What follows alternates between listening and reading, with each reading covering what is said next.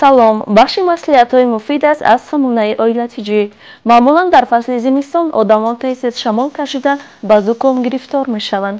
Имрӯз мо ба шумо чанд маълумоти муфидро дар бораи малҳам балзами ситораи тиллоӣ пешниҳод менамоем, ки муддати 75 сол боз дар тибби халқӣ ва тибби муосир ҳамчун давои таъсирбахш истифода бурда мешавад. Балзами ситораи тиллоӣ дар байни мардум бештар бо номи русии звёздочка машҳур буда, онро ҳангоми гирифтор шудан ба зуком ва шамолкашӣ ба нуқтаҳои ҳассоси бадан, аз ҷумла ба чакаҳои сар молидан лозим аст. имрӯзҳо ба ғайр аз балзами ситораи тиллоӣ инчунин хока, қаламча, балзами моеъи ситораи тиллоӣ бо номи звёздочка лор ба дарди гулӯ, звёздочка китс барои кӯдакон, ҳангоми таби баланд, дарди сар, дарди дандон ва зуком истифода бурда мешаванд. Барои зудтар раҳоӣ ёфтан аз аломатҳои зуком ва шамолкашӣ шумо метавонед аз намудҳои номбаршуда балзами ситораи тиллоӣ истифода баред ва ҳамзамон лимӯчой нӯшед. Лимӯ дорои витамини С буда иммунитетро пурқувват мекунад ва дар мубориза бо вирусҳо ёрӣ мерасонад. Асал ҳам дар мубориза бо шамолкашӣ таъсири хеле қавӣ дорад.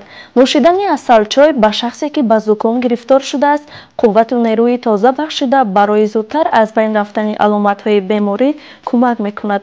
Ба зуком гирифтор гашта бошед, пеш аз хоб пойҳоятонро 15-20 дақиқа дар оби гарми ба бобуна ва машка андохташуда нигоҳ доред.